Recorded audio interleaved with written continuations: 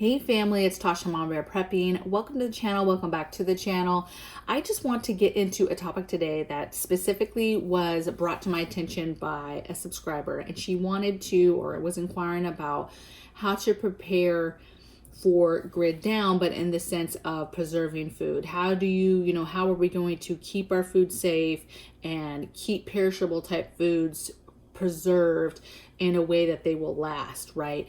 When you don't have grid down and we don't have things like, our refrigerators and our freezers and, our air conditioned homes and different things like that, how are we going to keep our food, safe and make it last for as long as possible? So for me, there's one thought process. The very first thing that comes to my mind is, where am I getting the food from, right?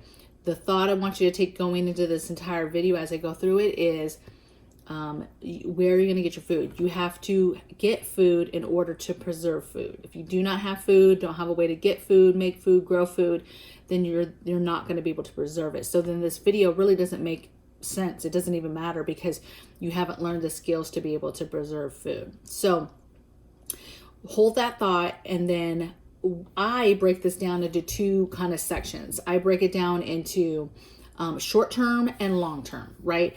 There's short-term circumstances or scenarios that could happen, and my game plan for those types of situations are much different than my game plan for long-term, right? For a extended amount of time, or a situation where we're never getting power back, right? Okay. And the video today, I'm going to talk about things that you can do that are leaning more towards that long-term scenario, okay? And then I'm going to end the video with tips. So let's get into short-term. To me, short-term is like 2 days, 2 weeks, maybe even a month, but it's short-term. It's because something specific happened. A storm came through, a hurricane came through, tornado, something came through that was devastating, and it took out the power. And it's just a matter of time. The electric company is, on grid. There's nothing wrong with the electric company in the rest of the country, and in your area, that it's a matter of time. They're going to come in, and then they'll get the grid restored. Okay. Now, for me, it becomes of a question of, do you have power options or do you not? If you have power options, which I highly suggest for this type of specific scenario, to invest in having power options, whether that's you have solar in your house already, or maybe you've bought a solar generator or a battery bank, right? So that you're able to run, your freezer and fridge combo, your deep freezers, your chest freezers, those type of things to keep your perishables safe, even though there's no power for 2 days, 2 weeks, a month, okay? And I like that because as long as you have sun and you're in an area where you're able to recharge those, then you have the ability to be able to continue to have that power source to run things like the freezers, or run a small rice cooker, electric cooker, your coffee pot, things like that, okay? And that's really short term, and that's if you have power. Now, long term though, okay, and really you have no power, power is not coming back, it's months and months. And let me say one thing, you guys. In this video, I'm just talking purely about food and preserving food. I'm not talking about all the other things that you would have to worry about if something like this is happening long term, right? Chaos, things like that. I'm just talking strictly food situations, okay?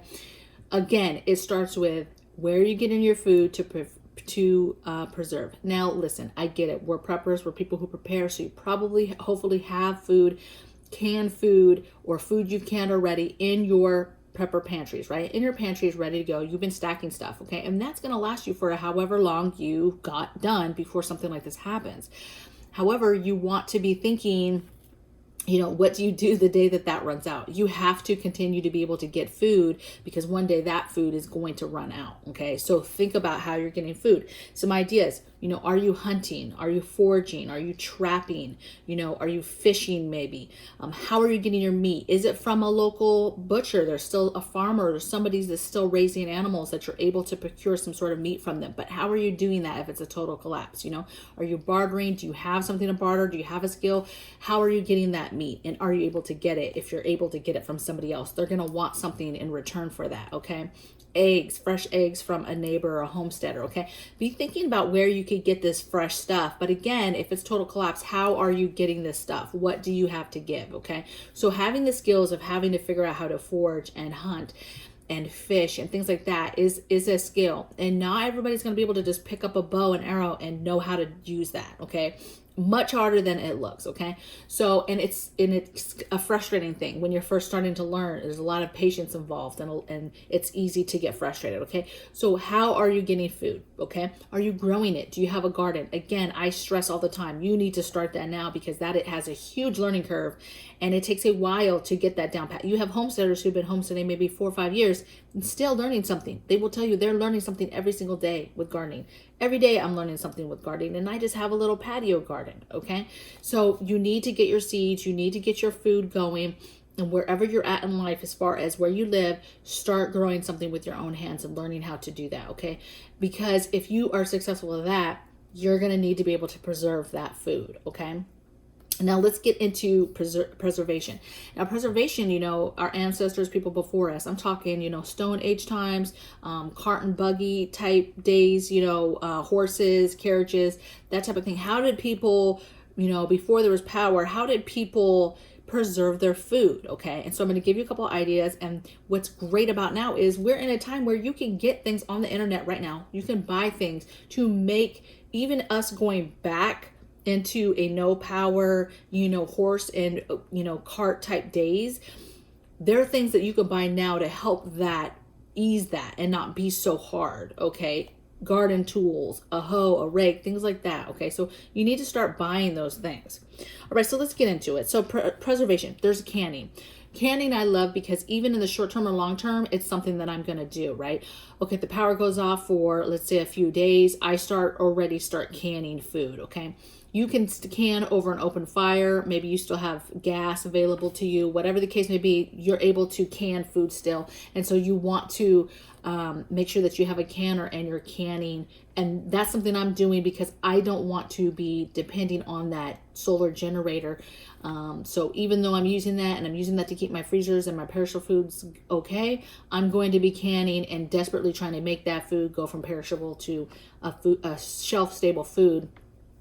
So that I have it backed up and I don't just lose it if something happens, okay? And then, of course, grid down, no power. If you have the stuff to can, you're still going to be able. So if you are able to get some meat, you are able to hunt and get an animal, you can eat some of it and then you can put some of it up on the shelf and can it, okay? You also have water bathing, that type of stuff with vegetables, okay? You have hang drying. So I have all types of racks. I'll try to find the ones I found, a hanging rack that you can dry out food, okay? You can dry out food in drying racks, fruits, vegetables, meats. You can put it on rocks right out in the sun. Let the sun do what it can do for you, okay? Drying out that food, and then you're able to keep that food in an airtight container once it's totally dry, and then you can eat from that. And there's so many things on the market now that you can get that are totally enclosed, will keep, bugs and different things off of it as you dry it, okay? It's not going to be, it doesn't have to be as difficult as it was for ancestors before. All right, so if you live in a colder area, you have the opportunity to make ice boxes and different things in your area, right? People used to hang meat. People in Alaska, a lot of times, they catch an animal and then they just hang it outside because it's so stinking cold. It's an ice box, you guys. It's a freezer outdoors. And so you can just hang meat. The only thing is you have to protect stuff from animals, from other things trying to get to it. Maybe possibly other people trying to get to it. Also, if you live somewhere cold, making ice boxes, meaning digging a hole in the ground, maybe getting a little small ice chest or a big chest freezer and burying it in the ground and it has snow all over. Maybe taking some of that ice and putting in the actual freezer, and then you have an actual place that you can keep stuff frozen or very, very cold, okay? Once you start burying stuff, it lowers the temperature extremely. So depending on where you're going, even if you don't live somewhere where it's ice cold and there's snow and there's all this stuff, you're able to keep stuff much, much cooler if you start burying it, okay? So you could take an ice freezer and put it underground and bury it and be able to possibly use that for something, okay? Or putting one in a root cellar. I have root cellar on here, okay? Digging out a root cellar. If you're growing any kind of vegetables, potatoes grow super, super fast. You can grow them from each other, right? There's a lot of vegetables that grow from their own roots very, very quickly. Potatoes is one of them, and you could grow a ton of potatoes, but you have to have somewhere to put them so that they don't mold and go bad. And so you need a root cellar. So you dig out a root cellar. Again, you're digging down into the ground to get to those cooler temperatures, okay?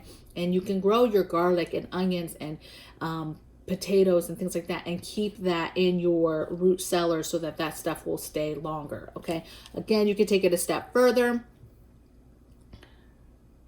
My thing's about to die, you guys. I'm gonna come back for the rest of this video. Okay, you guys, I'm back. So you can take it a step further and take a root cellar, dig out a root cellar, take an old reefer and put it in there. It doesn't have to be a reefer that is working, okay? But just having it in the root cellar will take you much further. Again, what that is, if you get rid of an old refrigerator that doesn't work or an old freezer, keep those. Do not get rid of those. Just put them in the corner somewhere in a shed or the garage and keep those, because you never know when you might want to bury that or use it in a way to preserve food, even though it doesn't work. So my suggestion is, if you have any of those go bad, do not get rid of them. The other thing is smoking. So people made smokers all the time. You can actually make a smoker, or you can literally do a TP sticks, put branches around it, light a fire, and smoke a bunch of meat. So if you catch a bunch of fish or you catch something, you literally smoke them and get them ready, and then put them in some Tupperware and keep the meat that way. I've already said buried chest freezer. I said hanging and smoke it. Okay, so that's what I got for preservation.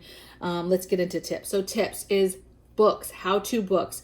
Get into learning the skills that is needed to be able to preserve food. Learn how to cure meat. Even the Ball Canning book, complete book, has different ways to preserve food. It's not just all canning. It's canning, water bathing, curing meat, salting meat, all types of stuff, okay? So get into that stuff so you know what you're doing.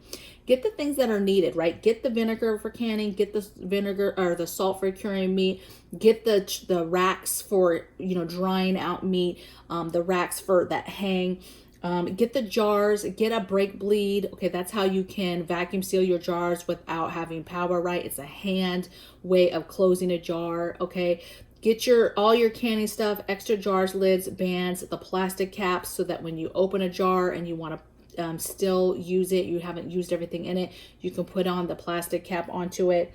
And stack up all your extra stuff. If it's fresh, get it stacked now, right? Get your alternate fresh, your butter, your eggs, your dehydrated butter, eggs, cheeses, all the stuff for making bread. Get all that stuff for preserving food and getting food that's hard to get later. Get it on your shelf now. Can as much meat as you can right now, okay? So that when you get to a point where you're having to shift to trying to preserve food in a situation where there is no food, you're not going to be hurting as bad, okay? So I hope you guys enjoyed this video. Let me know your thoughts in the comments below of things that maybe I didn't mention as far as preserving food, things that you're getting or doing to make your life easier. And then also check out the links in the description box below. I'll try to make sure that I do links for anything that I talked about in the video, just to help you find it on Amazon a little bit quicker, okay? So you guys have a blessed day, and I'll see you guys tomorrow in the next video. Take care. Bye.